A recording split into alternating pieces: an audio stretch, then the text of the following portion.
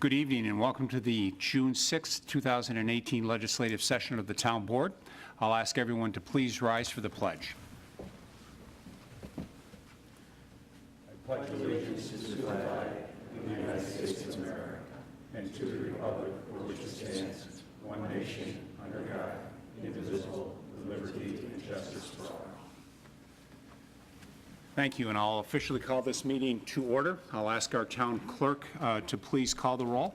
Cole. Here. LaFountain. Here. Metzler. Here. Moore. Here. Quinn. Here.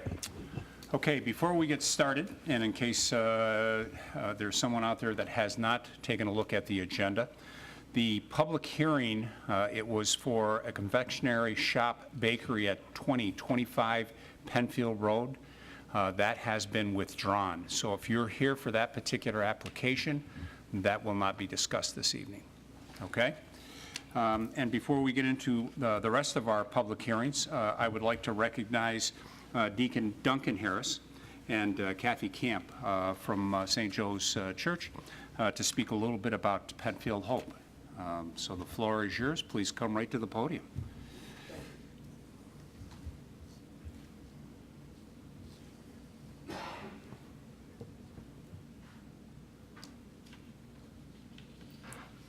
Thank you. Welcome. So we are both with St. Joseph's Catholic Church over on Gebhardt Road, right here in Penfield.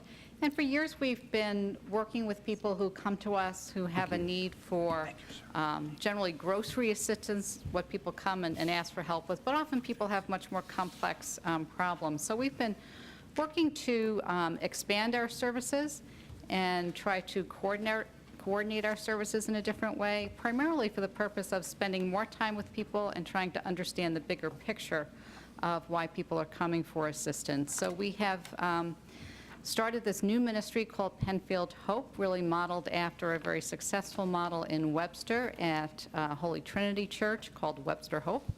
And really the foundational principle of it is to really just kind of encounter each person who asks for help, to spend time with them, to understand the broader need, and then if what they need that day is food, you know, we would do a little bit of non-perishable food. Of course, if they had an ongoing need, we would refer them to the Penfield Ecumenical Food Shelf, which obviously has far better resources in terms of helping people with food.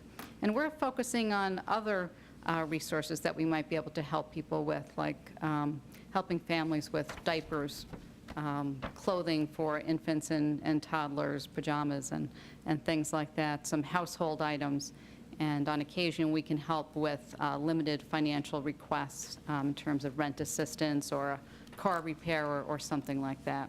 So we're just trying to get the word out right now and trying to be clear about what the services are that we can offer, and hope that anyone in town who has someone that they might want to refer to us feels free to do that. Excellent. We appreciate you allowing us to come here and talk about this. Again, our sort of mission is to help those that need services, and what we try and do is form a network. And so we can't meet all the needs, but our relationship with the Penfield Food Shelf is an example of the many relationships we're trying to establish. Again, this web of services that we can help people find and give them resources. We also have some computer resources and help people work through some of the complexities of applying for some of the services. So that's what we're trying to do. And I note here internet access for job applications in the event someone does not have that access or might need some coaching. Exactly. Yes, or need a little assistance, so you know they can go to the library, but we have someone coming tomorrow who needs help, you know, just actually applying for some benefits that they might be eligible for. Right, excellent. We've helped people with budgeting, things that may seem easy to some, but they need a little assistance because they haven't gone through those realms before. Excellent. And is there a website that if anyone wanted to go to get additional information? So yes, on the back, you'll see it's our St. Joseph's website has a page for Hope. And / Penfield dash Hope. Yeah. Great, excellent. Yeah. So thank you very much. If you have any extra brochures, I would be happy to put them in the rotunda. We've got a number of different educational materials that we like to keep out there on all sorts of subjects.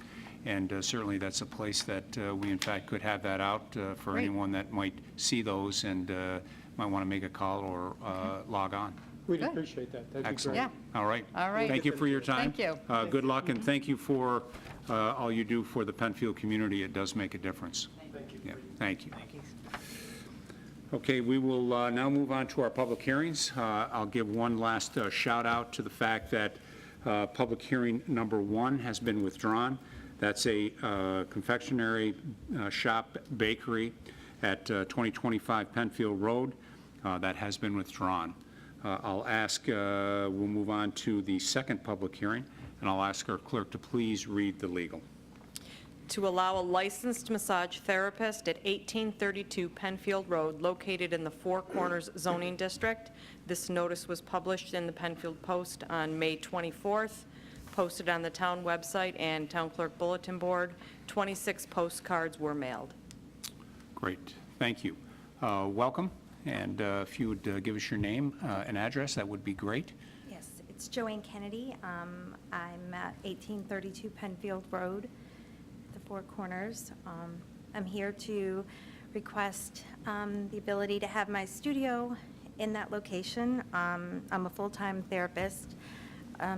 Most hours are 7 days a week. I try to take Mondays off, but if someone were to call, I would go in. My hours are from about 9 a.m. to 5 p.m. Sometimes it might go a little later, depending on if someone can't come in until 5:30.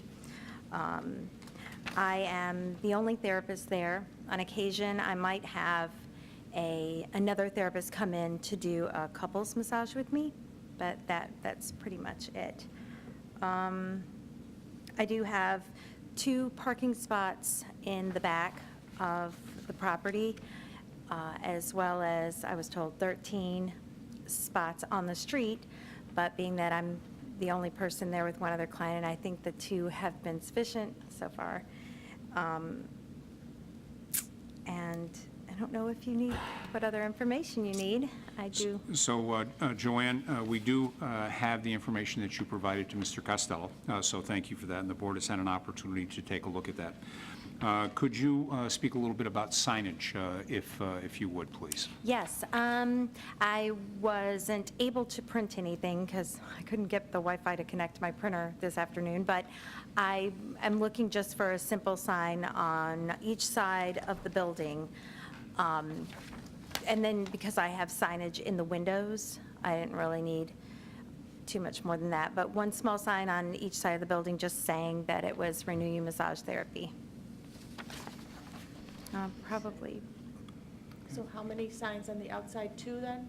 Well, one facing One the east coming. and one facing the west, on those sides of the building. Have you thought about just having a sign, stick out in front that hangs a banner or a sign kind of thing? I didn't know if I could do that, I didn't know that if I could have a banner. Well, not a banner, a sign. You know how the signs, sometimes they have a pole and they have a sign. Can I do that? Because Well, there's been in the be happy past. to do that. In the Four Corners.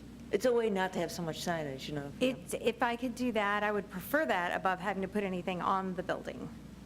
Other than just the one sign coming up over the, like an awning Yeah. near the door. Would that be okay? What I We'd have to talk to our. Yeah, I was going to say, Okay. I'll have you work with Mr. Costello. Okay. Jim Costello, I think you know Mr. Costello. Yes. And you can work with him as it relates to location, square footage, because there is a square footage requirement, by the code. But you Right. certainly could work with him to take a look at a couple of different options. Okay. That sounds great, thank you. Is everything pretty much all by appointment, or do you do? Absolutely, and I have that printed on the window right by the door. It is by appointment only. I do have business cards in the entrance. If someone were to come in, then they would, be able to take a card if I weren't there. But when I am in session, I do lock both doors so that no one can just walk in while I'm Sure. in session, because I am alone with the client. But the door that I'm working on the client in, that door is not locked. So, yeah, it's by appointment only. And you're using the entire building? No, sir. I'm only using the bottom floor. First floor. The upstairs is an apartment. Okay. With a separate access. I have a door in the front, yes, and you would just turn to the left, and the stairs that go straight up go to his apartment upstairs. But there is one main front door. And then for the parking lot in the back that has the 2 spots, there is an entrance right there. So So it's the 2 spots, one yours and one his? Is that how it works out? one, there's actually 3 spots. One's Okay. for the renter, me, and then a client. So have you had to do anything on the interior at all? Is it just bringing in massage tables? And I brought in tables and hung up some pictures, and I did do a little bit of painting. 'Cause So no knocking out walls or anything? No. No. I hung a door on a wall room that didn't have a door. That was about it. Are you going to do anything more on the, I mean, the exterior is pretty good shape right now. Are you going to do anything, or can you do I've been anything? doing weed killer, Yeah. and I'm going to put down some mulch in the back and kind of spruce up the front a little bit. 'cause Oh, a little it's the- landscaping? Yeah, Is that what you're- landscaping. It's a little, the winter and the salt and the exhaust I noticed on the front of the building. I did power wash it, but I can't seem to get it all off. So, but trying to make it look nice. Yeah, You know, that's good. everybody in the town that I've met so far has been really happy, and they're really happy that somebody's in the building. And it's a great community for supporting the small businesses, I've found. So it's been successful so far. Where were you before? I worked at Journey Massage and Spa in Pittsford, and I have a location in Newark where I usually go to. I was going to on Tuesday mornings until I got really busy here, and I don't think I've been there in 2 months. So, and then I do have a room in my home, but again, I started bringing everyone to Yeah. the studio, so I didn't, kind of move away from that a little bit, so. yes. And I- So business, seems to be good. Do you envision bringing in additional therapists or massage therapists to work with you? No. Okay. I don't envision having anyone rent a room for me or anything like that, because I am the therapist that they come there to see. Okay. So I just book what I can do. The only time I bring somebody in is for A couples massage, as you couples, said. yeah. But other than that, it's just me. My therapy, it's not just a simple massage. I do a lot of specific therapy. So the clients that I have are repetitive clients. They either come every week, bi-weekly, once a month, something like that, but they come regularly. So I wouldn't want to just hand them over to another therapist. So, Board, other questions for the applicant at this time? Okay, sit tight just for a moment. Is there anyone in the audience that would like to address this matter? And again, this matter is for a massage therapist at 1832 Penfield Road. Would anybody like to address this particular matter before the board? All right. Mr. Costello, is there anything that you believe should be added to the record that we have not already received by way of the application or what we've heard this evening? All right. Any additional comments for the board or any additional materials you'd like to submit as part of this public hearing? no, sir. All right. And one last opportunity, board, any additional questions or comments from your end? Okay, so before I declare this hearing closed, the next steps are as follows. The next opportunity the board will have to speak about this particular application will be next Wednesday. It'll be in our work session. It's at 7 p.m. We're in the back of the room. If you have an interest to come in and listen to that discussion, you're certainly welcome to do that. Not mandatory or required, but that's an option to you. You can stay in contact with Mr. Costello. I also recommend that applicants keep an eye on the agenda. The agenda is published every Friday afternoon on our website, and you can see if that matter is on the agenda or not. Or, again, stay connected with Mr. Costello. Okay, All right? Great. All right. Thank you very much. I'll Thank declare you. this public hearing closed. thank you. Move on to the next item, please. to allow the conversion of a two-family residence to multiple residence with construction of accessory garages at a Penfield landmark, 2567 Browncroft Boulevard, located in the R120 zoning district. This notice was published in the Penfield Post on May 17th, posted on the town website and town clerk bulletin board. 15 postcards were mailed. All right, thank you. Mr. Horwitz, is this properly before the board? Yes, it is. Thank you very much. The applicant, I see, is ready to go. If you would please give us your name and address for the record, that would be great. Yes, my name is Mary Wynn. I live at 2565 Browncroft Boulevard. And I have a very, very bad cold, so I apologize. Both my ears are plugged, and I Not have a a cough problem. drop. Speak right into that, Okay. speak right into that microphone right there. Okay, good. And everyone will be able to hear you, whether they're here or at home. Okay, great. And Thank you. we'll go from there. Okay, Before you get started, I will say that Mr. Costello, as in the previous application, Mr. Costello provided all the material that you submitted for the board to review, so the town board has had the opportunity to take a look at that material. But with that, the floor is yours to give us an overview of what you're proposing. Okay. Well, this historic home, of course, it's my it's the house next door to where I live, and we wanted to make sure that it had a good use. It was, we did purchase it from people who purchased it in foreclosure, so it had gone into foreclosure, and we were very concerned because of the type of clients they were going to bring into the house. So my husband and I discussed doing with this home exactly what we do with our property in Vermont. We used to live in Vermont, and we still own a number of historic homes in Vermont where we rent furnished apartments to clients who are short-term in the area. They bring just their clothing and their food. They do not bring any furniture, any wall hangings. They can't do anything to the apartments. And we've restored these apartments, and they're really in, I mean, they're still in nice condition. I bought the first one in 1986. So as a leap of faith, we decided to acquire this building with the concept of doing the same thing, because I know from my experiences with the city of Rochester, Rochester's growing rapidly, and there are a lot of people coming into Rochester that are here on short-term contract jobs.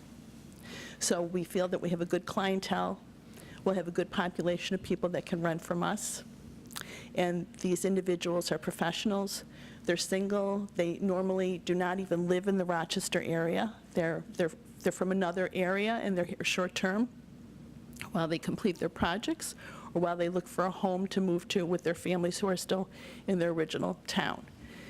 So that's our client base. We do not rent to smokers. We do not rent to people that have pets. And all the apartments are studios or one bedrooms, so there wouldn't be enough space for additional members in a family. And we've been very successful with this type of client. There's a huge need for it, and we feel that we can offer a very nice opportunity for people to live in a safe, clean place, and also give us a really good neighbor. Okay. So could you give us maybe a little bit of history about this particular building and home that you're looking at restoring, and the proposal Yes. that you have?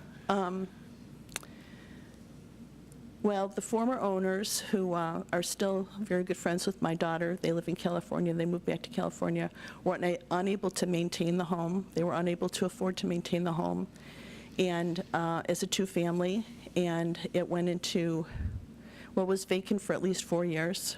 It was in very, very bad condition when we purchased it. There were a lot of holes in the roof, walls, water coming in, dead animals inside the building. There are parts of it that were in nice condition still, but because it went through the winter unheated, the walls started coming in. So it is a home that has been in severe need of repair. We are restoring the original windows. The windows in the home are the original windows that were put in the house when it was built, in 1850, between 1850 and 1867 over those 17 years. And we have a professional window restorer doing that, so we're maintaining those beautiful fir windows. And we're not changing any of the exterior of the building except bringing back one doorway that was there to be an exterior entrance. So there were enough exterior entrances to support the number of units that we have designed.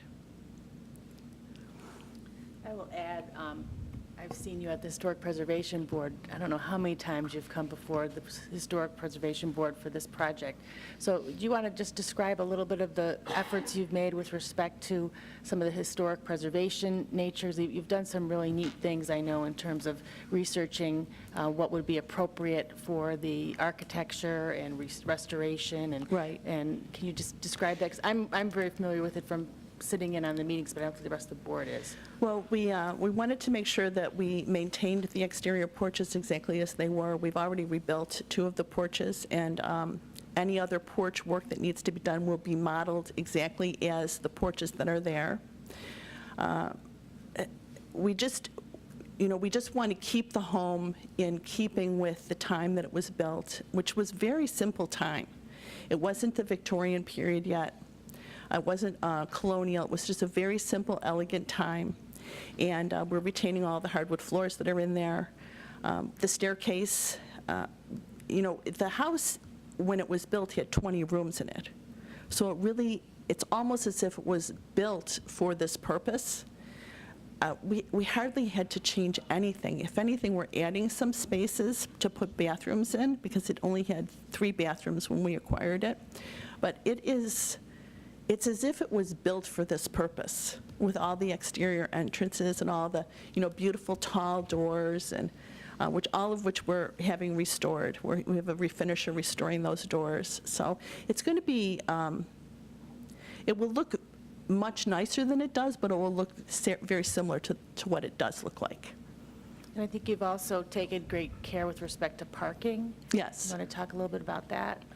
Yes, well, we worked with the town to assure that we would have access if there were ever a need to be emergency vehicles, and also to have the garages, which are required by law, to be very simple, but my idea is to have the cupolas on them so they'll mimic the cupolas that are on the house itself, and to just to look like it's been there. It was at one time a 100-acre farm, and Daniel Penfield sold this property shortly after he created Penfield, and this family that was involved, the Rosses, they're a very historic family in town. We're going to call it Ross Farm, and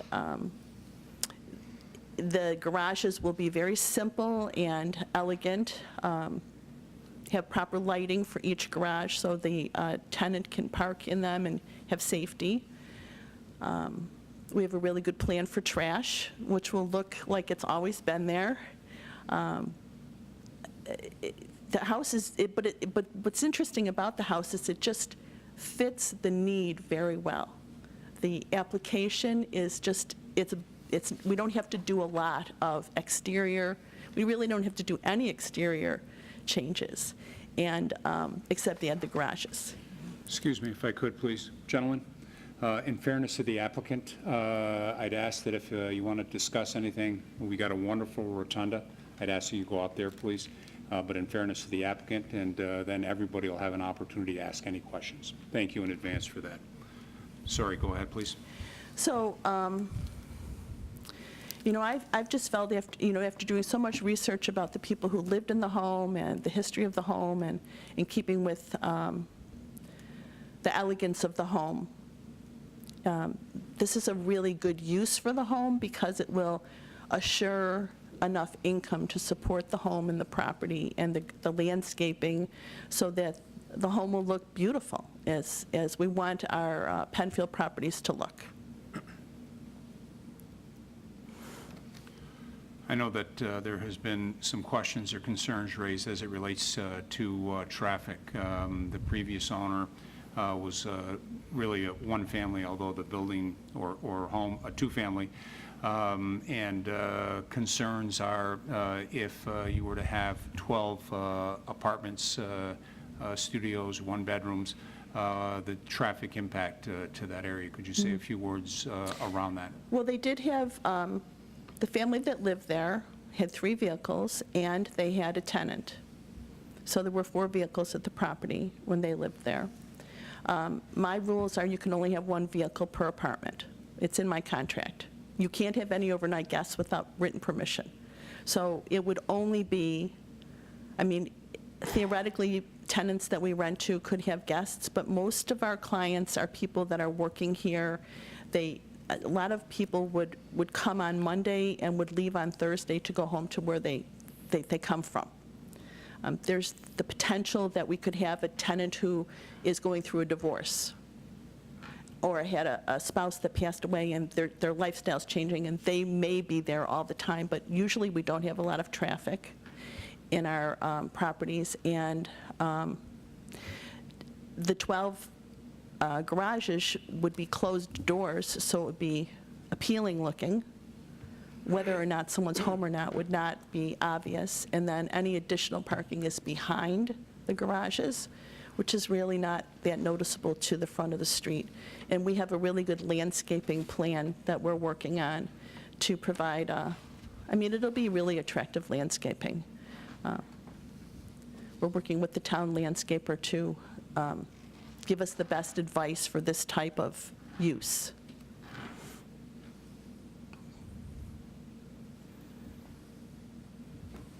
Okay.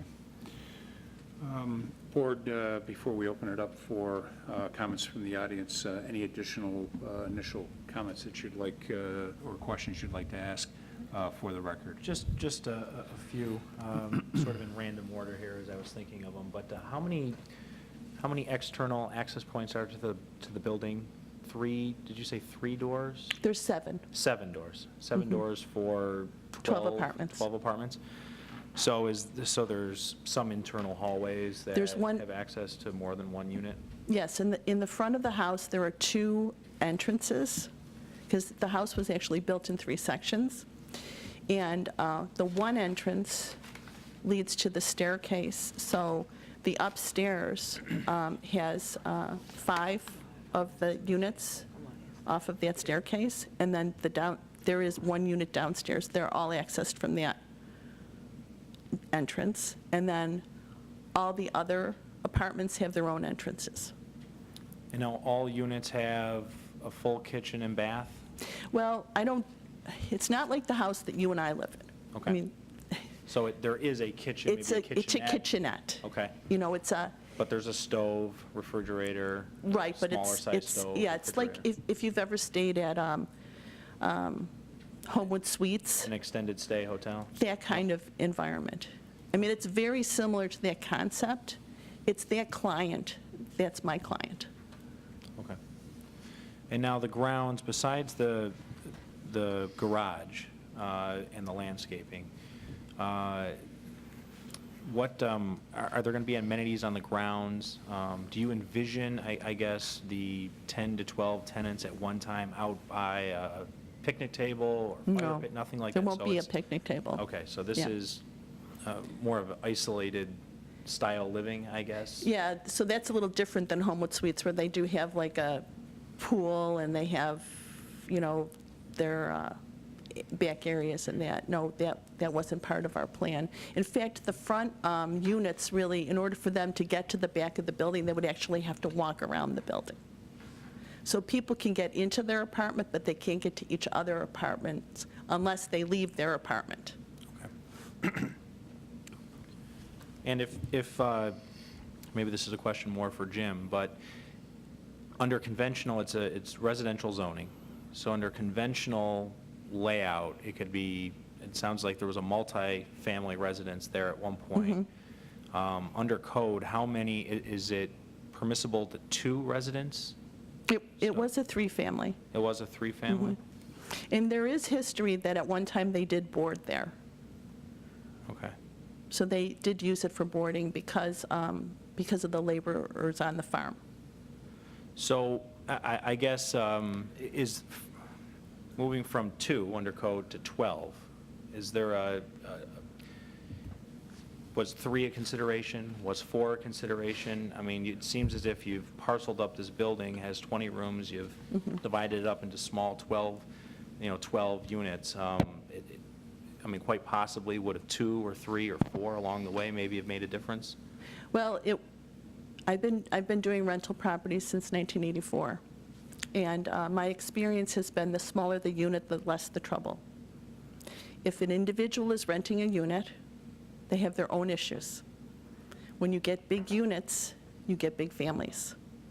Big families that rent, there's a reason they rent. So my experience has been, because in Vermont, we had, these units were big, and we split them into all these little studios and created this situation, because the kind of client that has a big family, has pets, a lot of visitors, it's just a different environment for me as a landlord and for the building's experience as home. And the wear and tear on the building, the kind of experience the building goes through when they have a big family is different than if you have someone who, this is the client that provides the least damage to the building, the most respect to the building. And when you mention the type of clientele, Monday to Thursday perhaps. It could be all week, though. Maybe all week. Short term, I mean, are these week-by-week contracts? Oh, no. Are these more 18-month contracts? Right. 18 months, 24 months, 7 months. It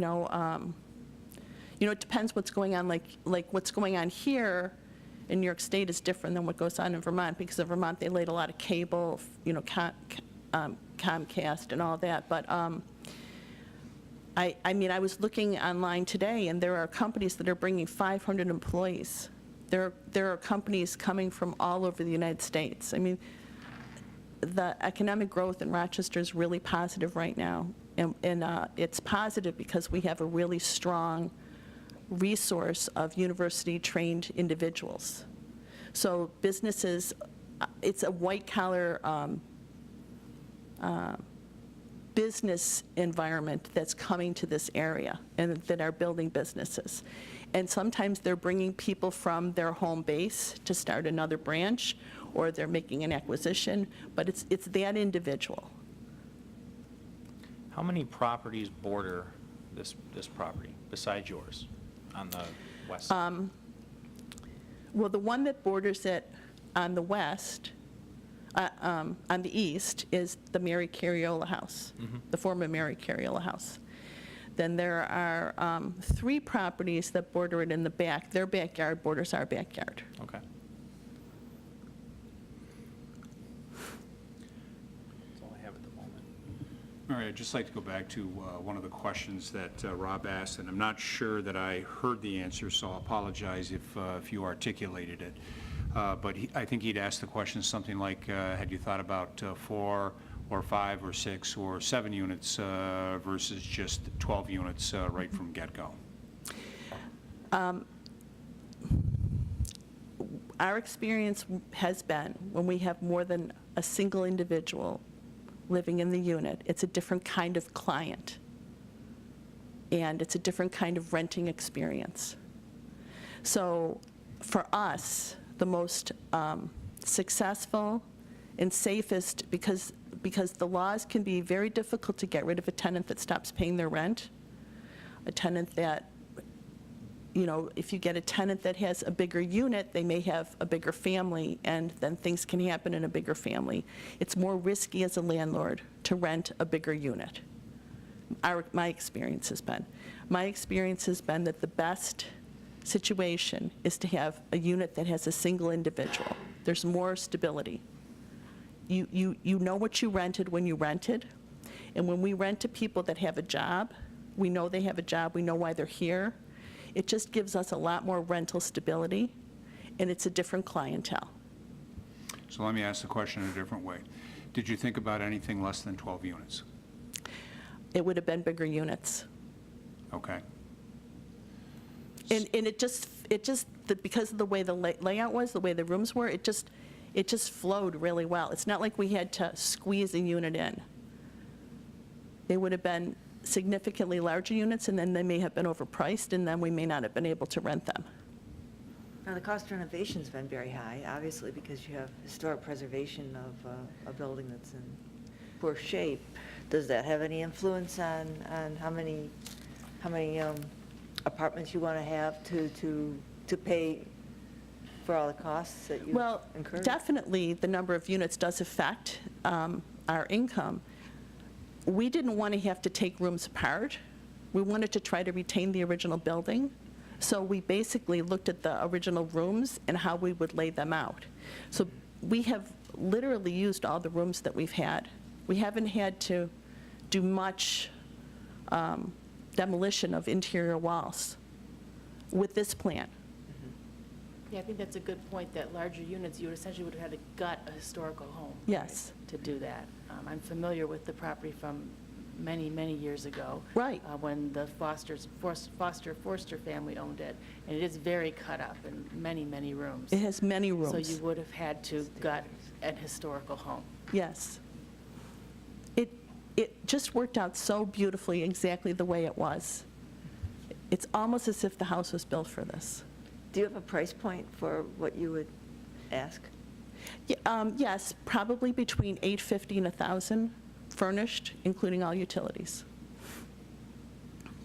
If I can't get that, then I'll lower it, but I'm thinking that that might be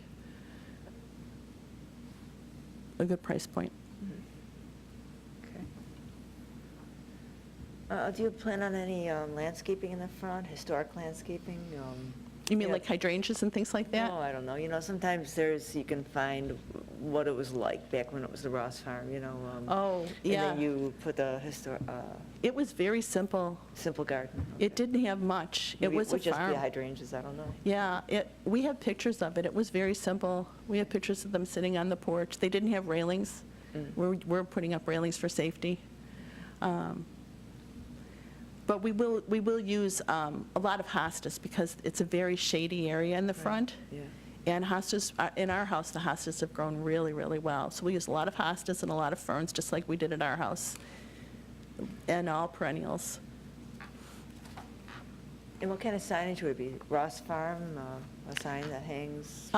Well, I think, I don't know, I haven't talked to the Historic Society about what the sign rules are, but that's what I'm going to call the building. So if I have a website, it'll be Ross Farm. And that's what it's going to be called, because that's what it was. And that's what the historic landmark is. It's Ross Farm. Right. So I'm going to honor that. And we are also going for the national, the state and national. It's just that there's been a lot of committees. Right, yeah. So, but I did a lot of the work already for the history. The house has a beautiful history. It really does. Yeah. Okay, board, any other initial questions? Okay. So sit tight, what I'm going to do, and if you'd like to just take a seat right here in the front row, Mary. Sure. I'm going to recognize those that have signed up. If you did not sign up to speak, that's okay. Once we've gone through those that have signed up, we'll open it up to all of those that may not have signed up, so you don't have to rush the table. So I'll ask our clerk to please call the first speaker. Stephanie Barbero.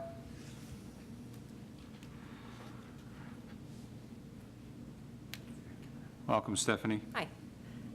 So I'm Stephanie Barbero. I live at 100 Rossbrook Drive. I moved back to the area 2 years ago. I purchased my family home. I moved back because it was single-family residences. I feel safe there, knowing all my neighbors, knowing that they've been there 30 years. I've been associated with the area, again, more than 50 years. When the backyards were fields. There were no homes behind my house to Atlantic. The Jim Johnson or the Mary Carriola house was built. Grew up there, grew up with the Forster kids, babysitting them. So I know that home. I know it. I appreciate the historic preservation of that home, but it's not meant for a 12 residents. The whole neighborhood would change. I wouldn't feel safe there. I love knowing my neighbors. I don't want the transient kind of people, not that that's a bad thing, but 7 months, no, I want people that are going to be living there for 10, 20, 30 years, or moving back, as I did, and keeping the neighborhood a neighborhood where we know our neighbors. We get together for gatherings at the summertime, at Christmas time, we know everybody. So that's what I'm here to speak for. You know. Okay. Thank you. Thank you, Stephanie. Thank you for coming in. Our next speaker, please. Bill Hegney.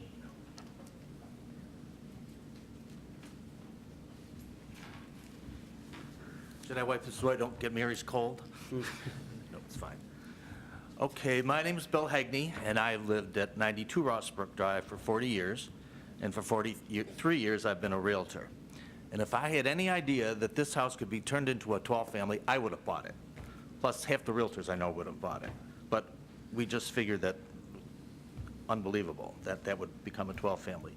Over the years, I have been a landlord. I've bought singles, doubles, row houses, and I've never gone and asked the town, or is actually mostly in the city of Rochester, to change that. If I had gone in there after I bought a double and I'd said to the city, oh, I want to make it into a 4-family, they would have said, what are you kidding? Get out of here. Because that's why zoning laws are made, to honor the zoning laws for a reason. And I know a lot of the history on that house. It was a 3-family when the Forsters lived there. And then Chris Herlong came from California, he bought it, and because he had the twins, he let it be a 2-family. And so when he went to sell it, he tried to sell it as a 3-family, but the town said, no, it is now a 2-family, and it is a 2-family. So how we go from a 2-family to a 12-family, I don't understand. And that house has always been owner-occupied, at least for the 40 years I've been there. So I think it would be a shame to turn an owner-occupied house into a high-class rooming house. And you know, there is a demand for single and 2-family old landmarks house. The Holtzbergs live across the street in that brick house, you know, the Holtzberg house. They've kept that up perfectly as a single-family house. And there's a house to the left of the Strawberry Castle that's just being preserved. You know which one? They're doing a great job on that. So there is a demand for single or 2-family houses. Doesn't have to be sliced and diced. You know, the only one that's going to really benefit from that is who's ever cashing the rent checks, which I figured it out. It's like over $150,000 a year. And the house was purchased as a 2-family. It was a 2-family, and if they can't make it as a 2-family, they shouldn't have bought it. And if they can't make money as a 2-family, then maybe they need to resell it to someone who will like the house for the beautiful house it is and not how much money they can grab out of it. And there's demand for that. I'm assuming that we're here today because anybody who applies for a variance gets their day in court. And that's fine, that's good. We're all spending a lot of time on this, but everybody has a chance. And a lot of my neighbors, I said, are you going to come to the meeting? And they said, oh, no, I got the kids. And they're not going to let them turn a 2-family into a 12-family, or even a 4-family, I would think. It's zoned as a 2-family. It's all owner-occupied mostly, so it should stay that way. It's a great idea, and they'll make a lot of money. And I'm all for commercial property in Penfield, because it's a great thing to have where it belongs. Like a lot of people complain about that huge apartment complex across from Panorama Plaza. But it's zoned for that, so it's okay. And a lot of people are complaining about the project that's going on at Route 250 and Atlantic Avenue. And I was here last month when they talked about that, and the guy says, nothing we can do about it, it's zoned for that, because people didn't want to have it. So we need to stay with our zoning and not keep letting people getting variances. I mean, if you start this precedent to cut up houses, every time a big house goes up for sale in Penfield, some realtor is going to say, well, Penfield will let you convert it. We'll go convert it, make a lot of money. So why would you want to start this precedent of cutting up a beautiful landmark, and I don't care, once you put 12 kitchens and 12 bathrooms and all that, it'll never go back. And I do say that these people keep their property up very well. But they're not that much younger than I am, and they're going to sell it eventually, not in too distant future. And you know who's going to buy it is some big investment company out of New York City. They love Rochester real estate. and they're not going to be there to take care of it. They're just going to look at the bottom line. I don't know if you know, but in East Rochester, in the 1950s and 1960s, they were very lax with their variances. You could buy a single-family house, and they'd let anybody turn it into two-family or three-family. Well, that was 50 years ago. Now you know what East Rochester does? If you'll buy a three-family or two-family and convert it back to a single, they'll help you pay for it, because they knew that they made a mistake. And if you are selling an owner-occupied double in East Rochester, you have to sell it as an owner-occupied. You can't sell it as just a rental. It has to be owner-occupied. So let's in Penfield, let's learn from their mistakes instead of repeating them. And don't take this personally. If Mother Teresa was up here wanting to turn it into 12-family, I'd be against it too. And as far as the garages go, they look nice on paper, but in reality, it's going to look like a bus garage, or worse, it's going to look like those rental garages that you see on Linden Avenue in front of the trailer park. You know what I'm talking about? The long row of garages? Okay, so it's not really what Browncroft Boulevard is about. Browncroft Boulevard is a very attractive street. I walk it all the time, every day almost. And as I said, I'm for commercial growth. We need it. It's good for taxes, but only where it's, Four Corners, parts of Penfield Road.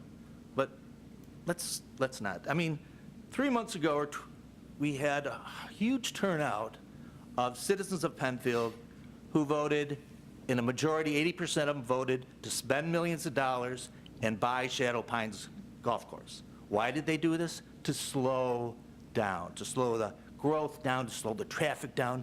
And this, if you let this go, it's like a slap in the face to all those people. They want to slow it. And also, as I said, I've lived on Rossbrook Drive for 40 years. I've been walking the streets for 40 years. It used to be safe. Now, Browncroft Boulevard has got so busy that hundreds of cars now filter day and night through Aspen Drive, Alta Vista, Rossbrook, Old Pond. The traffic is horrendous. I've been hit once while I was walking on Panorama, but I've almost been hit twice crossing in the crosswalk on Browncroft through Alta Vista, because so many cars come up from the west, and they don't want to go to the Panorama light, so they slip on down Alta Vista. I'm sure you've probably met with Alta Vista. They're really having a problem. And this house is right 2 houses from Alta Vista. So, hold it. All right. So I'm almost done. Oh, one thing I'm worried about is that if you deny this, is that some people believe that it's better to ask for forgiveness than permission. So I'm afraid they're going to go ahead and do it anyhow. And why I say that is because that's what they did on the house they live in. What is that, 8 units? But she's not going to answer me. That is zoned as a duplex. They never got zoning to do what they did. So I hope that as the board, you watch this after you make your decision, and let's keep Penfield the way it is. I mean, there are plenty of places where you can go put a 12-family legally, but it's just the voters don't want it. They voted, just like Shadow Pines, they don't want this. And there's plenty of places that are zoned for this. They can go ahead. I want people to make money. But this right now, the traffic's so bad, it's not the way to go. Thank you. Thank you, Bill. Sam Nelson.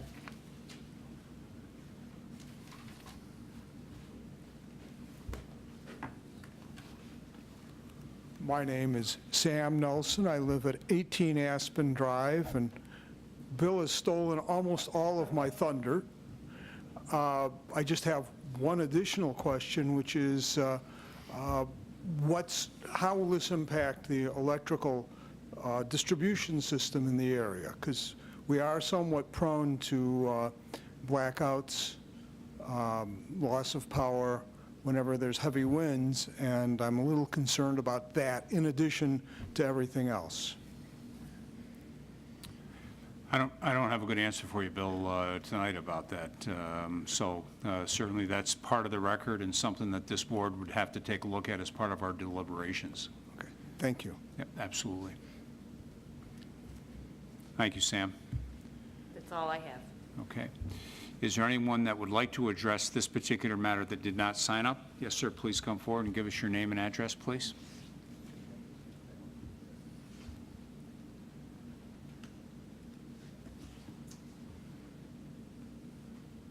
Marty Turberg, 124 Farmbrook Drive. Martin, but everybody calls me Marty.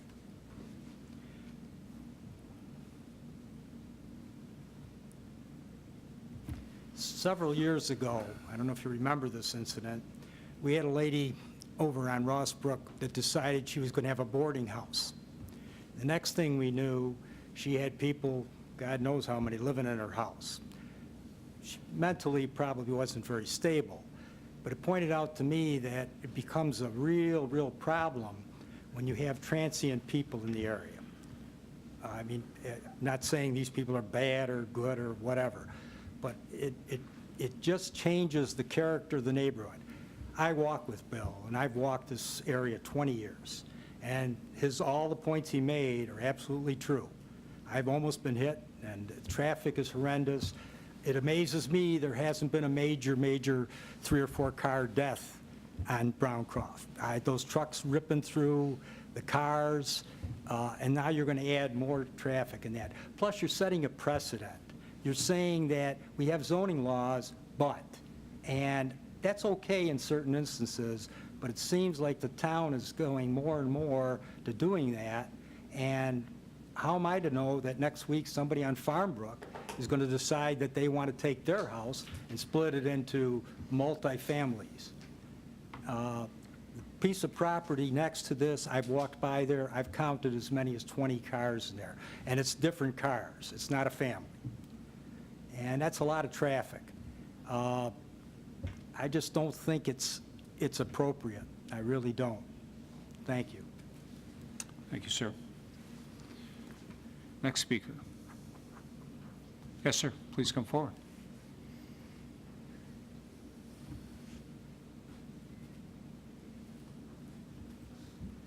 My name is David Milliman, 84 Farmbrook Drive. I see Bill and Marty walking along the street most days, so I'm very familiar with the property as well. Couple of items that I'd like the board to take under consideration would be the nature of the garage, the design of the garage. It would be a freestanding, at least part of it would be freestanding, which isn't there now. How does that figure into the property? There's obvious electrical work that will need to have the various licenses and required inspections with the 7 bathrooms, I think, that were mentioned. That's going to require extensive plumbing and probably larger drains out to the street. I would guess that should be all covered under various permits and inspections. Let's see now. I think that covers the things that I was thinking about. Lastly, we have a zoning law in there to protect the homeowners and make sure that the neighborhood is of a certain type. We'd like to retain the single-family nature of the neighborhood to the extent that we can. Once too many variances are given out, you run the slippery slope of a person comes in and says, you've done it too many times, you have no legal standing on your zoning any longer. You've been through it. You folks have been around a long time. Thank you. Thank you, David. Next speaker. Any additional comments? Yes, sir.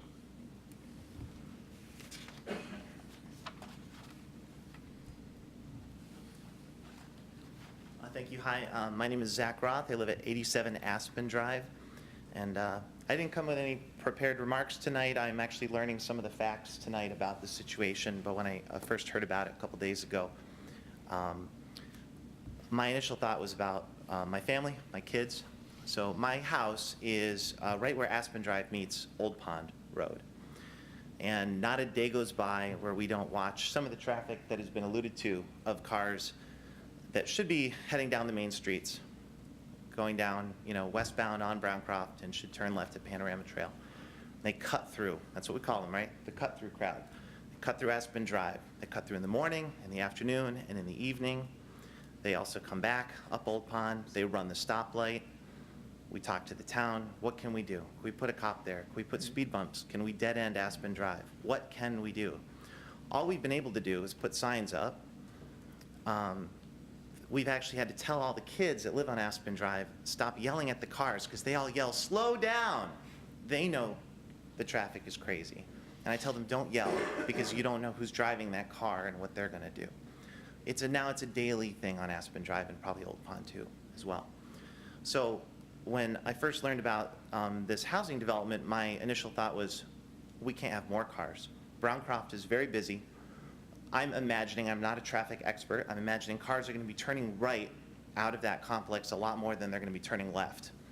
I would imagine that'd be a pretty hard left turn to make during the morning rush. And if any of them are working south of there, they're gonna turn right, they're gonna head down Aspen, and they're gonna come down our way. And that was my initial thought. As I was sitting here, I know there's a lot of discussion about the sort of historical nature of the property.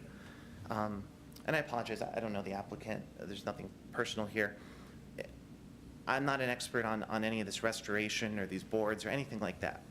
What I do know is that when I was just a very green kid out of college, moved to Connecticut briefly, and got an apartment at a place called the Soap Factory, a very historical factory. It was beautiful. It was all, original hardwoods and brick, and there was a waterfall, and it was incredible.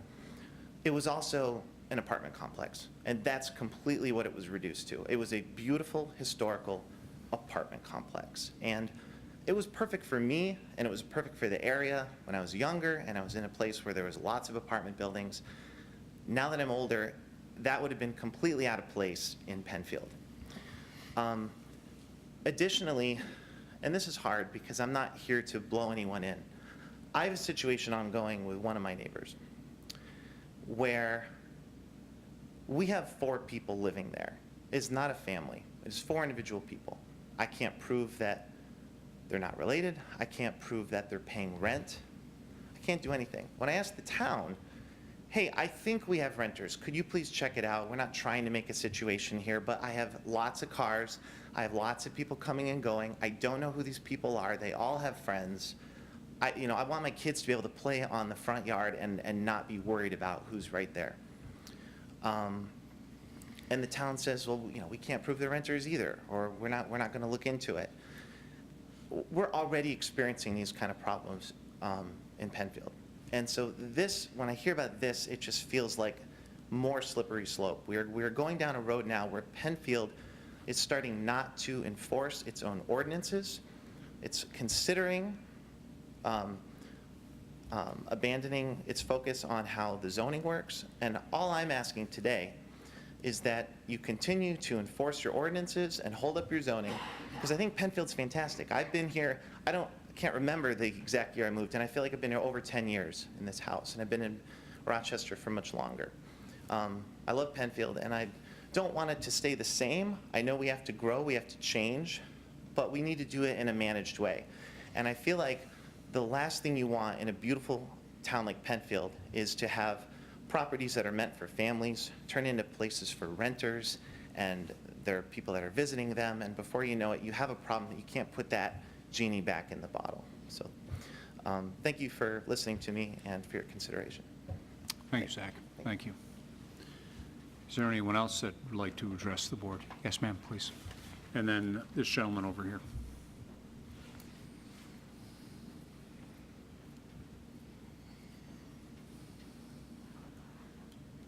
My name is Catherine Tesserario. I live at 70 Rossbrook Drive, which happens to be the property that backs directly up to the property in question. And we have several concerns. The major concern is how the additional parking is going to affect our property, seeing as any cars that pull into the property, their lights are going to be in our living room. And what are the plans to make sure that that doesn't happen, I guess, especially if there's 12 renters and there's lights going on and off, motion detected lights and things like that going on and off, and like it's going to change the entire environment of my property essentially. And my other concern is having, I don't know how to say it in the best way, but transient living 15 feet off of my children's swing set. Also, like, upset, I don't want to say upsets me, but it bothers me in a way that I'm not going to feel comfortable sending my kids to play on their playground because I don't know who's living behind them. Everywhere, everywhere else, we picked this property to hopefully be my forever house and to have my kids grow up in because there was a landmark behind it and I was sure that nothing was gonna happen. It couldn't be turned into, all of these apartments and things. And I would, meet the people that were living there, even though it was a duplex. I knew that whoever lived there owned the place. And I was like, oh, okay, that's great. It's not gonna be an issue.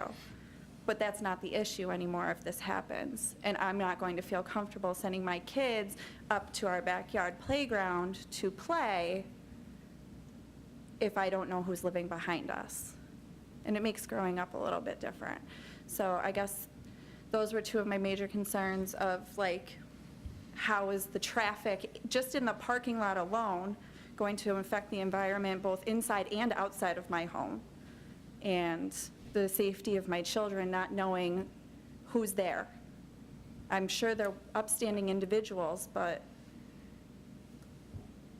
I don't know that. That's it. Thank you. Thank you, Catherine. Yes, sir.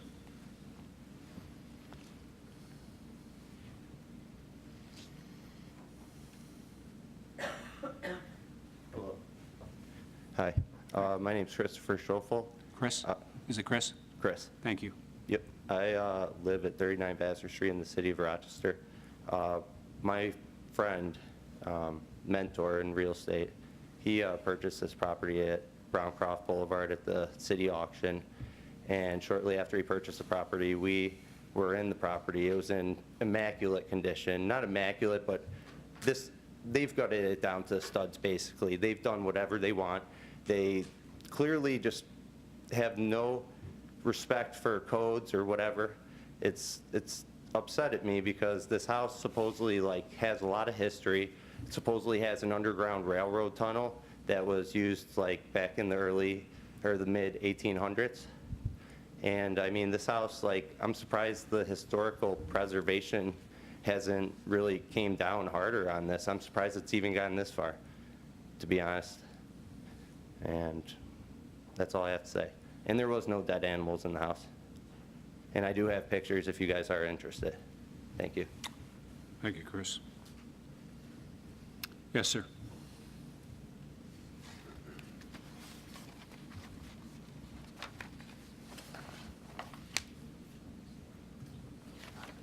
My name's Larry Newman. I also live on Vassar. And unfortunately, I'm part of the 3 individuals that sold these people the property under the impression that they were not going to destroy it like they are doing. And I'm kind of upset about it myself because we had the opportunity to keep it ourselves and our intentions were to keep it the way it was. And to be honest with you, she stood right here and told you not the truth. The roof was brand new on that house when we bought it. The plaster was immaculate. The house was gorgeous. And sitting here, I am sick to hear that they are trying to turn this into a 12-family, not to mention, I'm a landlord of 30 properties, and she's sitting here talking about terrible families and kids, and I've got houses that I've got people in for 20 years that respect them, take care of them. Transients are the worst things. These people coming in and out that she's talking about, who wants to see that? I may not live in Penfield, but I am all over Rochester, and I do love Rochester, and I especially love historical houses. And I made a big mistake selling it to these people. I really did, and I'm sorry to everybody here, because if it does end up getting ruined, it would be a shame. It really would. Thank you. Thank you.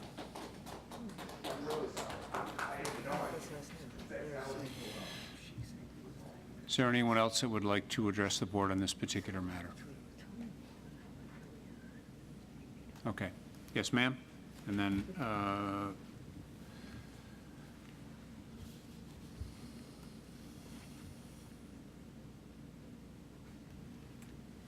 My name is Linda Jones. I live at 135 Farmbrook Drive.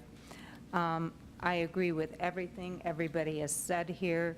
I'd like to know do you, as a board, as a supervisor, ever listen to the concerns of people? Because I have a feeling that this isn't going to go anywhere, and I'm very frustrated with the town because we have issues on our street that seem like they're not getting addressed, with people having violations on their property. And so I was wondering, you know, where do we go from here? You know, will you take into consideration everything that has been said tonight seriously? Or is this a done deal? Will this person buy the place? Or she bought the place, but will she go ahead with 12 units? You know, I mean, I just think it's a shame that a beautiful home like this, a historic home, is now going to be chopped up into apartments and with transient people. I also walk, and I've seen the increase in traffic, people cutting through, both at Alta Vista, and there's more families than we've ever had. And I have grandchildren on our street, and we're seeing a lot of people use our streets, Farmbrook, Alta Vista, Rossbrook, Old Pond, as cut-throughs. So this is just going to make it worse. Thank you. Thank you, Linda. Is there anyone else that would like to address the board? Okay, Mr. Costello, Jim Costello, our Development Services Director here for the town of Penfield. Thank you, Tony. Jim Costello, town of Penfield. I want to address the zoning issues, not so much the application, but the process of the application. The other thing I want to address too is gentleman's comment regarding people renting or living within residences. And I'll start with that one first. People may not realize it, but people in the community are able to rent their homes whenever they want to do that. Any resident in the town of Penfield can rent their home. The town of Penfield has no say in that. The issue is whether or not they're classified as a single-family residence or a multiple residence, and that definition comes from the state building code, and that's defined by whether or not they prepare and eat their meals in one common area. So if you have one kitchen, one dining room, or one dining area, that is classified as a single-family residence. For many, many years, back in the 70s, we've had motorcycle gangs that have been in the town of Penfield that are not related by blood, but because they prepare their meals in one kitchen and they eat their meals in one dining area, are classified as a single family. That has been going on for decades here. This is not something new. This is not something we've had to deal with recently. So that is just an ongoing process throughout the state of New York. The second issue is relating to the process as to what's going on here tonight with this, not with this particular application, but with all the applications that this board deals with. This is a situation where this is only able to happen because Mrs. Nguyen applied for and received an approval for landmark designation of this residence. If she had not done that, she would not be eligible to appear before this board for a special permit. There are several places in the town of Penfield, most notably the Clark House over on Clark Road, which was part of the golf course, the Daisy Flour Mill, the Strawberry Castle, which you alluded to earlier. Somebody made a comment about the Strawberry Castle and the property next to it. There's a property across the street that was owned by Mr. Code for many years, which is now a business. All those properties have received special permits from the town board to allow them to put money back into the property so they can preserve it. This is what Mrs. Nguyen's attempt was to do in terms of getting her landmark status for this site. Without that, the property was in a state of disrepair. The board members have walked through it. The historic board members have been through it a couple of times. I've been through it. There were dead animals on that property when we walked through it. We've all seen that. The question is she able to preserve the property and keep it in standing? The thing that we were worried about early on was the fact that 2 prior owners have not done anything to the property to occupy it or to maintain it. We were getting concerned that nobody was going to occupy it or maintain it for a long period of time until Mary came along. Whether or not she gets 10, 12, 2, or 4 units is not the issue to me. It's more of the preservation of the property. And I'm concerned that if somebody doesn't do something to preserve it, it's going to end up in a state of disrepair, much like many of the other properties in Penfield have had to deal with over the last 10 years or so. So that is the process. It's not a variance request, it's not a rezoning request, it's a special permit in our ordinance that allows people to apply for a commercial use or a multiple use after they've received designation as a landmark. Without that designation, she could not even appear before this board this evening. So just for the public's information, that's why I'm giving you that information. Okay? Thank you, Jim. Any questions? Thank you. Not at this time. Additional speakers? Second-time speakers?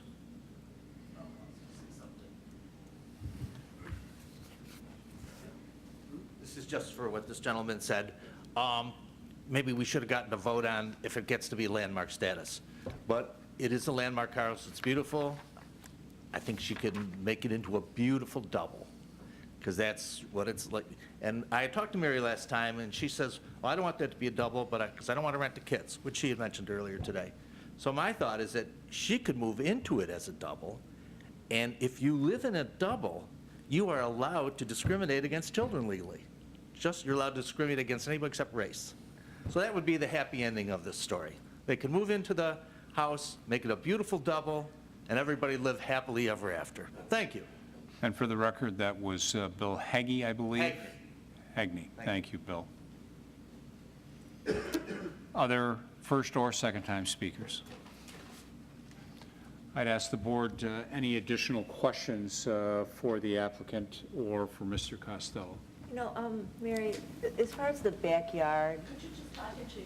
I'm Yeah. having a hard time hearing. I'm as far as the backyard goes with the parking, do you envision any sort of buffer, shrubbery, trees, something about the lighting that one of the residents Each spoke about? resident has a garage, so they Right. should be parking in their garage.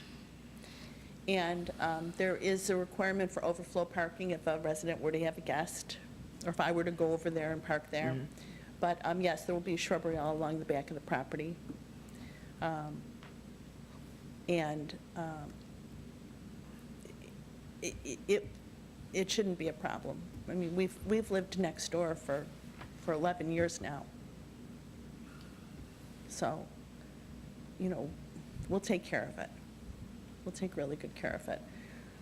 I wanted to make a comment about the electrical, that the electrical service has been upgraded to 400 amp, and that we have done all of the appropriate planning for water control.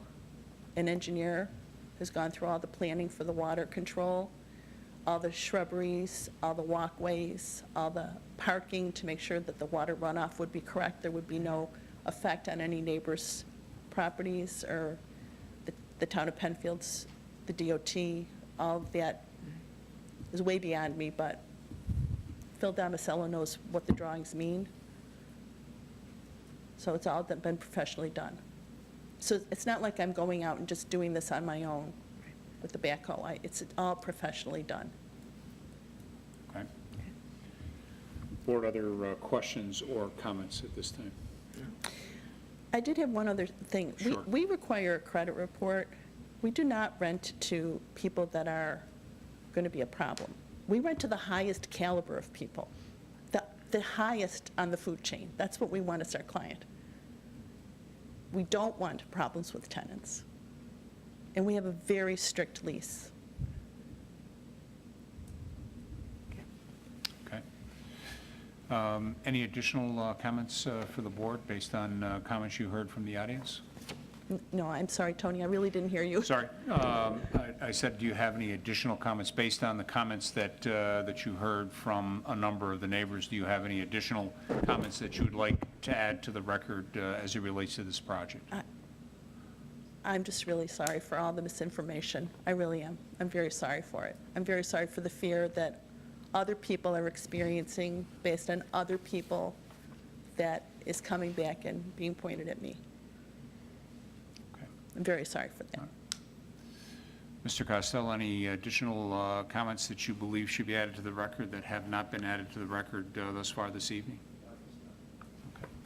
So before I close the public hearing, I do have a letter that I received and was requested put into the record. This is from Mary Ann Blanda Holtzberg, and so it's a little bit lengthy, so please bear with me. I am the sole owner of the property located at 2586 Browncroft Boulevard, and writing to express my frustration, concern, and disappointment over a lack of response regarding zoning and planning board issues sent to the town. In consideration of the Memorial Day holiday, I extended what I considered a reasonable amount of time. She wrote this on June 1st to me. She indicated that on May 25th, she sent a note in requesting some information and did not get any response. So she wanted to write me this letter, and so it goes on to say, I would have expected better from the town. It is beyond my understanding why a town board, a town employee town board would not respond or at least acknowledge receipt of my concerns. Mr. Costello tried to contact me and left a voicemail the day after my email dated April 26, and I returned his call, also leaving a voicemail. I have yet to hear from anyone further. Unfortunately, I cannot further pursue this because I will be out of the country from June 4th to June 24th. I realize the next meeting to discuss this will be on June 6th this evening, so I am dependent upon you to share my concerns with the other board members. I am forwarding my email in the attached referenced above. As you can see, this is a time-sensitive matter that needs immediate attention. Thank you in advance for your assistance. And then it goes on to indicate that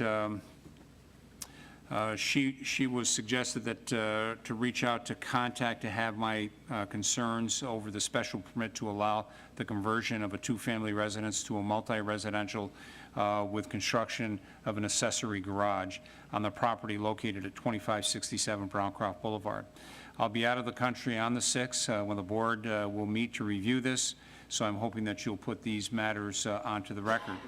I've attached a letter that I sent to the planning board via Jim Costello, which was to be shared with board members on or before the April 26 meeting. My concerns were not addressed at that meeting. Since I wrote the letter, the traffic issues on Browncroft Boulevard between Creek Street and Clark Road, a one-block area which includes the aforementioned property, have increased, including a serious accident which I believe involved a fatality. After reviewing the April 26 Planning Board meeting, I now have additional concerns. First, there is no clear understanding of what the changes will entail. The first board member stated that it was for a 12-unit apartment building. A second board member said it was for 12 sleeping units, not dwelling units. An additional board member said it was for studio apartments, which would have a kitchen and private bathroom. And then another member said it was a co-op with common living areas. How could the board approve a special permit when they don't even know the change that will be involved? Also, the owner stated at the April 12th public hearing of the planning board that she bought the property so that it would not become a tenement building. This is a residential area, but she will not allow occupants with children. She said that tenants may not bring their own furniture. It sounds more like a hotel than an apartment now. She later states it is unbelievable how easy it was to do this, divide the house into separate rooms or units. It's as if this house was planned for this. You can see how at one time it may have been some type of a boarding house. I must wonder if her actual plans is to create a tenement house or some type of boarding house and not 12 apartment house. The issues in my attached letter along with this email should be considered by the town board in assessing the use of the property. I'm asking you to please share that with the board. And she's making reference to an April 24th letter that she sent to the planning board.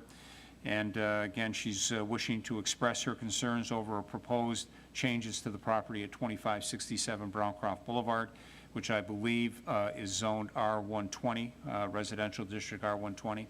My understanding, in accordance with the official zoning map of the town of Penfield, R120 is designated as single-family residential district. The zoning and land use section of the code 250-5.1B4 states residential districts, R112, R115, R120. The purpose of these districts is to maintain residential character of the district. The districts are provided for residential uses in suburban standards. It is apparent from the application and the proposed petition of the construction of 12 garages is not consistent with the current two-family use of the property. The proposal to convert the property to 12 temporary residential units, which require the construction of 12 garages, is not consistent with residential uses at suburban standards. I believe that the proposed 12 garages are disproportionate to a parcel of land consisting of 1.02 acres. Additionally, according to Chapter 250-12.3, the appropriate board site plan shall include but not limited to the following consideration, and then my concerns follow in red italics. The adequacy and arrangement of pedestrian traffic access and circulation, vehicular traffic, parking, walkways, structures, control of intersections, vehicular traffic, pedestrian convenience, and appropriate provisions for handicapped persons. 12 cars exiting onto Browncroft Boulevard making a left turn in the AM is a traffic hazard. The section of Browncroft Boulevard between Panorama Trail and Clark Road is has an exceptionally high number of traffic accidents. The entrance and egress of additional cars will only add to that. Item B, location, arrangement, size of architectural features and designs of buildings, lighting, and signs. As much as possible, consideration should be given to noise sources, privacy, and outdoor waste disposal locations. A 12-car garage and the required driveway is certainly not in keeping with the location, arrangement, size, architectural features, and design of a building of a Victorian-style home. C, adequacy, type, and arrangement of trees, shrubs, and other landscaping constituting visual and/or noise-deterring buffer between these and adjoining properties. Site plan should show existing stands of trees on the site, the removal of a number of large trees surrounding the property, which constituted a visual and/or noise-deterring buffer between this and additional adjoining property, and the replacement of said trees has not been addressed. In the case of apartment house or multiple dwelling, the adequacy of usable open space for playgrounds and informal recreation. The construction of a 12-car garage and the required driveway will substantially be reduced. Adequacy of usable open space for playgrounds and informal recreation. Goes on to talk about adequacy of stormwater, sanitary waste disposal, the public water facilities, protection of adjacent properties and the general public against noise, glare, unsightliness, and other objectionable features. The effect of the proposed development on environmentally sensitive areas such as but not limited to wetlands, floodplains, woodlands, steep slopes, and watercourses. Compliance with this chapter, the current town comprehensive plan, the current development regulations and specifications, the New York State Environmental Quality Review Act, seeker, Ronnequoit Bay Plan, the local waterfront revitalization program, and any other current and future plans, policies, and requirements. Provision for adequate drainage away from walls and structures, maintenance agreements, easements, and other legal documents shall be approved by the town attorney. The impact of the proposed use on adjacent uses. Noticeably, most of the properties in the area, including my own, are single-family homes. The use of boarding house type of structure is not consistent with the uses of the neighboring property and will have a negative, and I think meant negative impact, but negative on the residents in close proximity. The applicant has stated that the rental agreements of the proposed units would be for no fewer than 6 months. If this becomes impossible, economics would dictate that rental of short terms would be necessary. That would make the property simply a hotel in the middle of a residential area. Although I believe her intent is sincere, we cannot control the actions of subsequent owners should the property change hands. Obviously, the application for a 12-car garage is only required to address future changes in use. I'm asking you please consider my comments as you address the proposal at tonight's meeting. Yours very truly, Mary Ann L. Blanda Holzberg. Okay. I think at this point, seeing no additional comments or input before I close this hearing, what I'll indicate is that the next steps will be A lot of information has been received this evening. Our next work session is next Wednesday. However, I do not see the board looking to be ready to discuss this matter next Wednesday based on the input from residents, both spoken and written. I'm sure the board will want to take some extra time to review that. I would encourage you certainly to keep an eye on our website. All of our agendas are published on Friday afternoon. So that the next opportunity, not next Wednesday, the 13th, but could be June 27th. That would be our second work session, Wednesday, the 27th. So I would just keep an eye on that. You certainly can reach out to Mr. Costello, or you could reach out to my office just to confirm that if you don't have access to email. Seeing no further comments coming from the board, the applicant, or the audience, at this point, I'll declare this public hearing closed. Thank you for everyone that participated.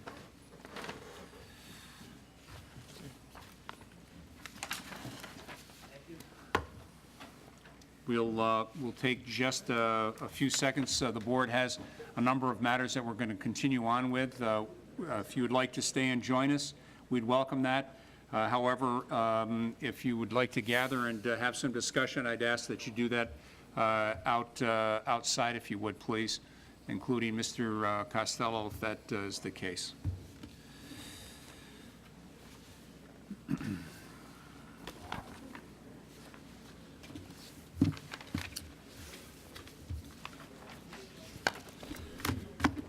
Okay.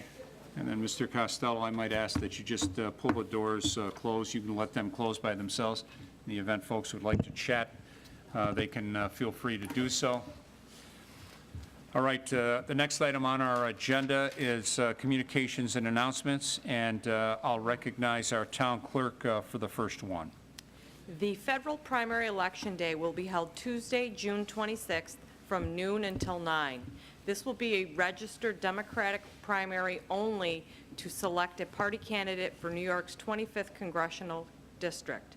Voters should report to their designated polling facilities to cast their ballot.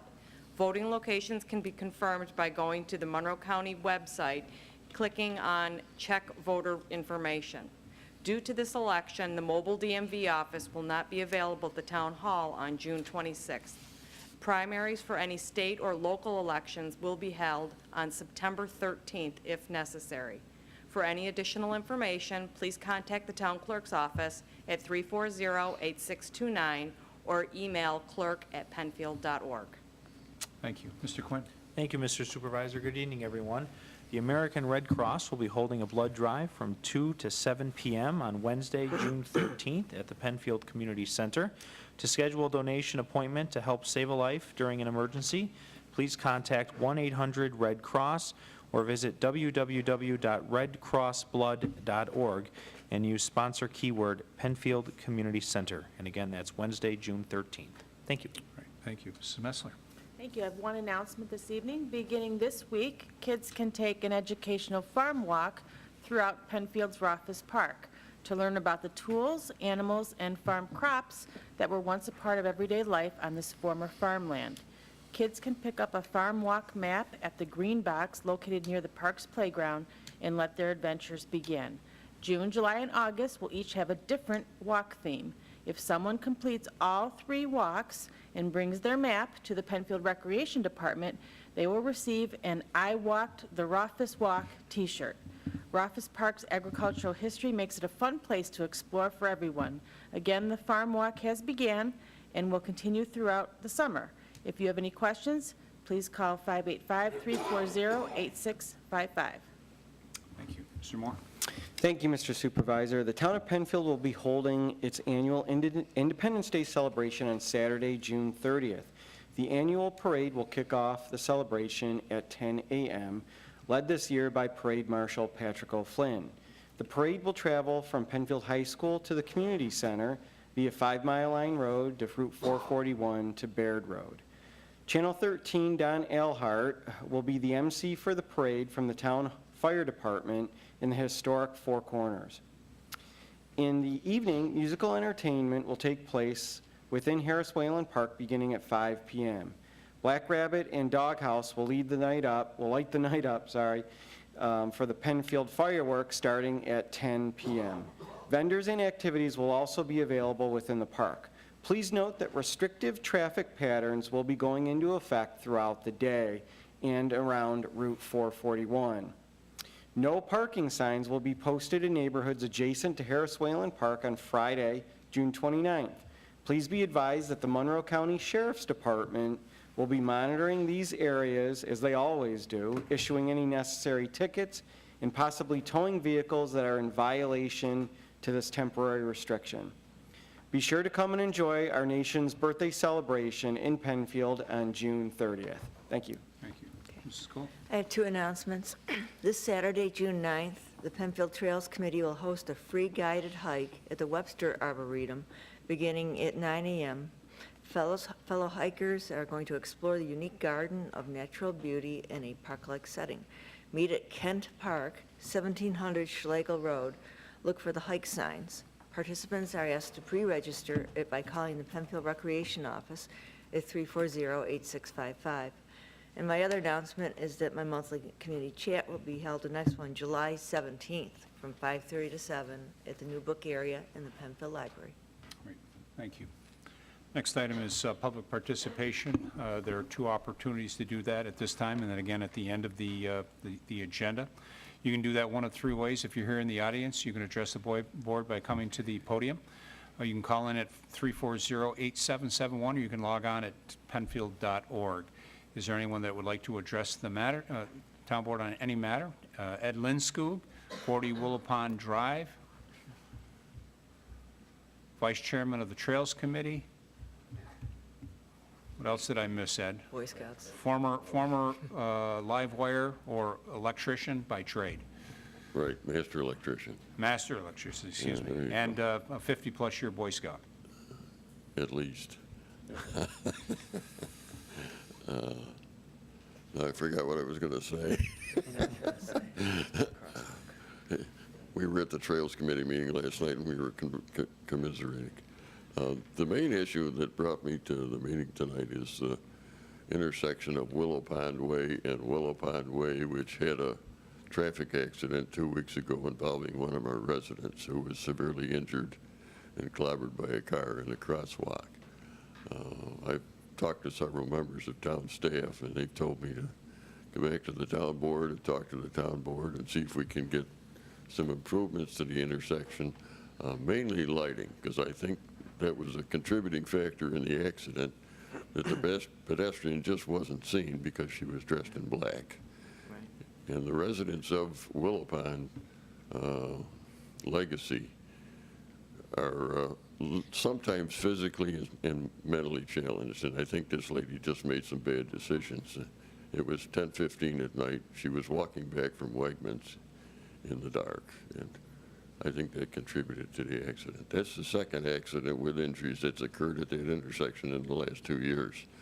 So it would seem to me that something needs to be accomplished on the intersection. I have talked to Jim about lighting. The light that's on the island there is very dim. It's probably a 100-watt equivalent or something like that. It doesn't adequately light the intersection. And when you're referring to Jim, as in Kreckman versus Right, Jim Costello. Kreckman. Yeah, well, I've talked to him too, but he referred me to Jim Kreckman. Jim Kreckman. So, yeah. Okay. I think Mark Valentine has a proposal for sidewalks in the area. I don't know how that's proceeding, Right. but that would be an improvement also. I've talked to some of the residents in the area. You may be receiving a petition from neighborhood residents who want to see some sidewalk and lighting improvements in the Willow Pond community, because there is no street lighting in Willow Pond community outside of those four that are on the island, on the entrance. For the main entrance. Yeah, that's true. So to answer part of your question, Ed, the town received approval, first round or first phase approval of the sidewalk request that we put in as part of the CBGD grant funding through the County of Monroe. And it'll go through that next phase for final approval, which we anticipate and are optimistic that we will receive and the sidewalks will go from that point essentially east to Wegmans is what we identified for this year. But I'll circle back with Mr. Kreckman about the lighting component in that area as well. There are no crosswalk indicating signs in the area either, which is probably another deficiency. I thought they were included in the original sidewalk proposal, but I'm not sure of that. Got it. I have not talked to Eric Tate on the issue. Okay. Well, that would be Mark Valentine who's Also. coordinating that. Okay.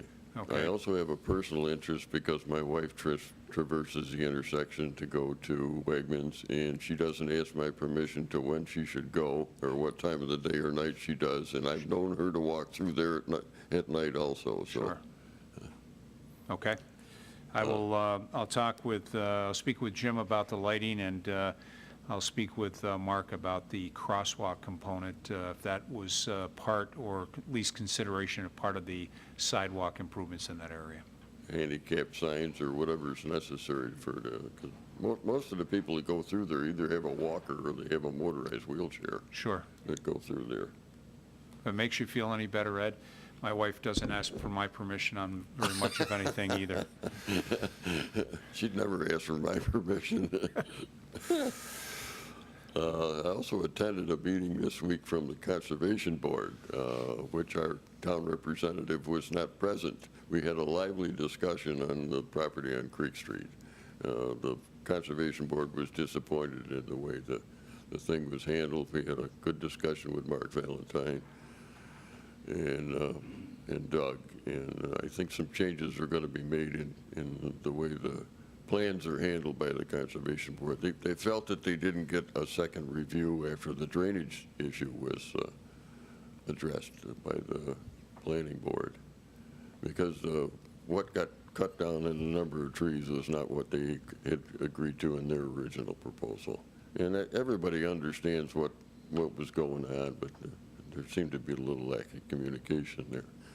I told them I'd come and speak to the board and also ask about tree preservation guidelines, which are on a held item in the town board, and find out what's happening to them and why they haven't been adopted by the town board.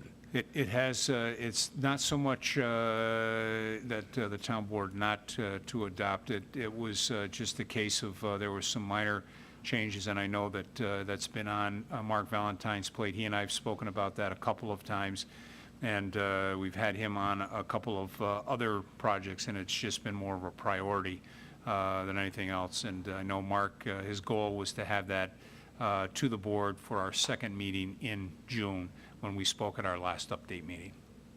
So we should have that for us for the final approval sign-off at our June 27th meeting, Ed. Okay, has that been communicated to the Conservation Board? Because they're the ones that are asking the question. Yeah, I can't say if it has or has not. I will make sure that that Mark or Doug does in fact get that back to the Conservation Board. Okay. I was going to speak on the Browncroft Boulevard house, which is across the street from the church that I go to, but I decided after the heated discussion that was going on, I better not say anything. We're only interested in being a good neighbor to that house and seeing that something happens positive to the neighborhood. And we don't have, as a church, we don't have an opinion on whether it should be an apartment house or a single family or two family or three family or whatever. Got it. Okay.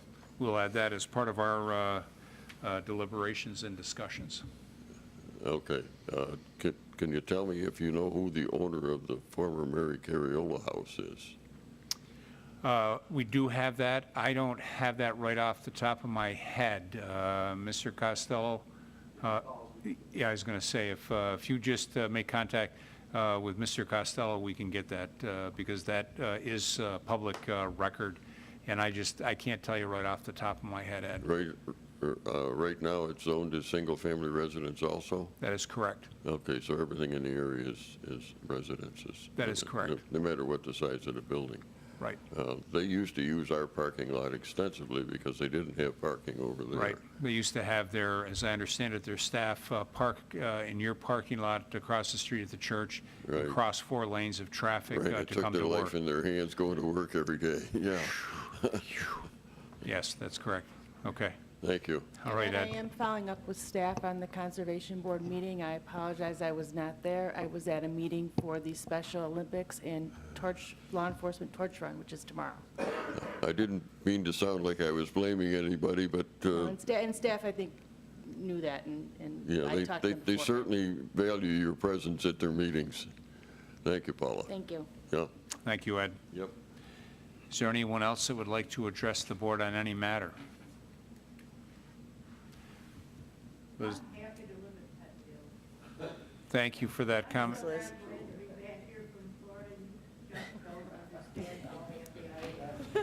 We'll let the record reflect that Liz Anderson is delighted to be in the great town of Penfield. I have squatters in my backyard today. With wings? 30 pair of geese. Oh, yeah, that's what she It's was. the most I've Flowers. seen all spring. Only one family of geese, and I saw one family of ducks. There were 2 ducks out there, too. Intruding. Okay, thank you. I'm delighted. Thank you. All right, seeing no other public participation, we'll move on to additions or deletions to the agenda. Seeing none, we have the minutes of May 2nd, 2018 before us, and would entertain a motion of approval of those minutes. I'd like to move that the minutes of May 2nd be approved. I'll second. Been moved and seconded. Any discussion? Seeing no discussion, roll call vote, please. Cole? Aye. LaFountain? Aye. Metzler? Aye. Moore? Aye. Quinn? Aye. Petitions, has the town board, town clerk, or town attorney received any petitions since our last get-together or last meeting? Okay, seeing none, we'll move on to resolutions by function, starting with law and finance. Authorization for supervisor to sign a lease agreement with the Penfield Central School District. Moved. Second. Whereas the town of Penfield and the Penfield Central School District have an existing intermunicipal agreement. This agreement governs the use of district facilities by the town and the use of town facilities by the district. Whereas the Penfield Central School District desires to lease portions of the storage space at Channing Philbrook Park in the town hall. Now be it, in the town of Penfield. Now be it resolved that the supervisor is authorized to sign a lease agreement on file with the town clerk between the town of Penfield and the Penfield Central School District in a format acceptable to the town attorney. Thank you. Thank you. Discussion. Seeing no discussion, a roll call vote, please. Cole? Aye. LaFountain? Aye. Metzler? Aye. Moore? Aye. Quinn? Aye. 5 ayes.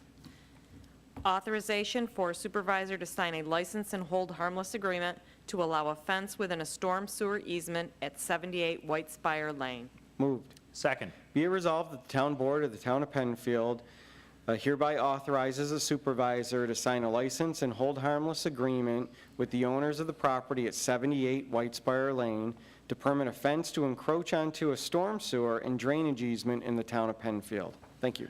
Thank you. Discussion? See no further discussion, would a roll call vote, please? Cole? Aye. LaFountain? Aye. Metzler? Aye. Moore? Aye. Quinn? Aye. 5 ayes. Authorization for insurance coverage for 2018 through 2019. Moved. Second. Whereas Commercial Insurance Consultants, Inc. act as consultant to the town, reviewed proposed renewal from the town's current insurance provider, U.S. Specialty and Crum & Forster for property and liability insurance and for pollution liability insurance, renewing on June 1st and July 1st, 2018 respectively, and found the terms of the renewal to be in the town's best interest. Now be it resolved that the insurance quote of $135,151.63 received from USI for property and liability insurance with U.S. Specialty and the quote of $5,366.70 for pollution liability with Crum & Forster is approved for the 2018-2019 insurance year. Thank you. Thank you. Discussion? See no further discussion, a roll call, please. Cole. Aye. LaFountain. Aye. Metzler. Aye. Moore. Aye. Quinn. Aye. 5 ayes. Budget amendments in general fund for donations to recreation. Moved. Second. Whereas the Recreation Department received the following donations to the Deer Program in April and May of 2018 totaling $535. The donations were in the amount of $50, $50, $125, $10, $25, $100, $25, $50, and $100. And whereas the Town Board desires to have an up-to-date budget in relation to current appropriations and revenues, be it resolved that for the following 2018 budget amendment be approved under revenue for the Deer Program of $535 and the appropriation under the programs for the aging of $535. Thank you. Thank you. Discussion.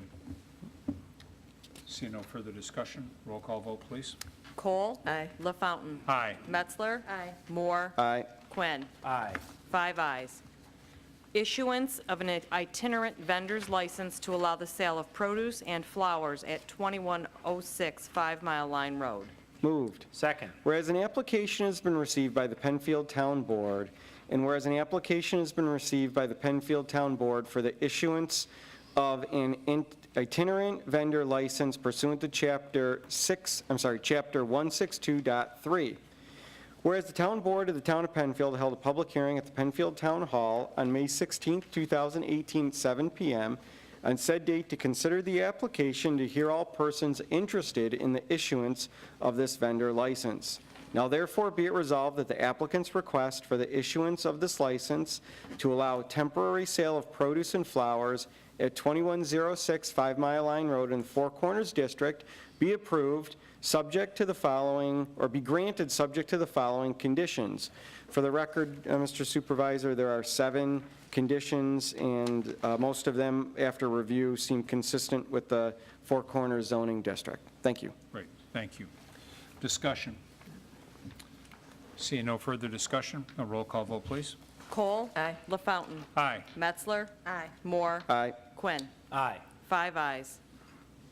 Granting a conditional use permit to allow a Cambodian-style sit-down and take-out restaurant at 2150 Fairport 9 Mile Point Road.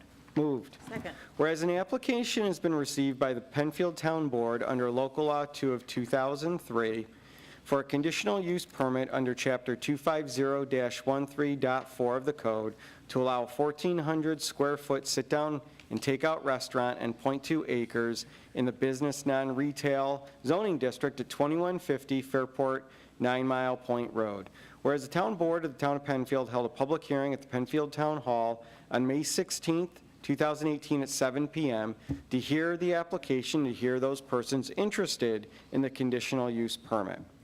Be it resolved that the applicant's request for a conditional use permit to allow the 1,400 square foot sit-down restaurant on .82 acres at 2150 Fairport 9 Mile Point Road is hereby granted, subject to the following condition. Again, Mr. Supervisor, there are 12 conditions in this zoning district, and from what I have seen and reviewed, that all of these conditions are consistent with what we traditionally approve in these type of legislative referrals. Thank you. Great, thank you. Further discussion. Seeing no further discussion, roll call vote, please. Cole. Aye. LaFountain. Aye. Metzler. Aye. Moore. Aye. Quinn. Aye. 5 ayes. Awarding the contract for the purchase and installation of a 60 by 100-foot pole barn cold storage facility at the Penfield DPW facility. Moved. Second. Whereas sealed bids were sought and requested in a manner prescribed by law to furnish the Department of Public Works with a service contract that would provide the town of Penfield with the purchase and installation of a 60-foot by 100-foot pole barn at the Penfield DPW facility. And whereas on May 18, 2018, the following sealed bids were received, opened, and read publicly from the following list of suppliers: Secor Building Solutions, Martin Builders, and Finger Lakes Construction. And whereas the bid received from Secor Building Solutions was the lowest bid and meets the expectation and specifications of the bid package for a total cost of $165,462, And whereas the town received grant funding through Senator Funke for a portion of this project totaling $129,000. And whereas the town board approves appropriation of $36,462 from the unassigned general fund balance as an amendment to the 2018 budget to fund this project in full. Now therefore be it resolved that a contract is awarded to Secor Building Solutions to provide and install a pole barn at the Penfield DPW facility. This resolution and the bids submitted by Secor Building Solutions shall constitute the contract. This agreement to be reviewed and approved by the town attorney. Be it further resolved, the following 2018 budget amendment is approved. $129,000 from the New York State grant to $129,000 for appropriations of cold storage facility, and then a revenue amount of $36,462 to be transferred to the appropriations of $36,462. Thank you. Further discussion? Seeing no further discussion, I'd ask for a roll call vote, please. Cole. Aye. LaFountain. Aye. Metzler. Aye. Moore. Aye. Quinn. Aye. 5 ayes. This brings us down to old business. Is there any old business to come before the board this evening? Seeing none, is there any new business to come before the board this evening? Again, seeing none, this is the second opportunity for public participation. Is there anyone in the audience that would like to address the board on any matter? Okay, seeing no further business to come before the board this evening, the June 6, 2018 legislative session of the town board stands adjourned at 8:51 p.m. I would just so note that the next legislative meeting of this board is on June 20th, 2018. And I'd like to recognize our Penfield TV staff and support. Thank you for that. Also, thank you for everyone that participated this evening. We do have a young lady in the audience that needs a signature from the town clerk to say that she has fulfilled her obligations for participation in government. Good luck to you. Good luck in graduation and all the other future endeavors that you have. Thank you very much, everyone. Meeting stands adjourned.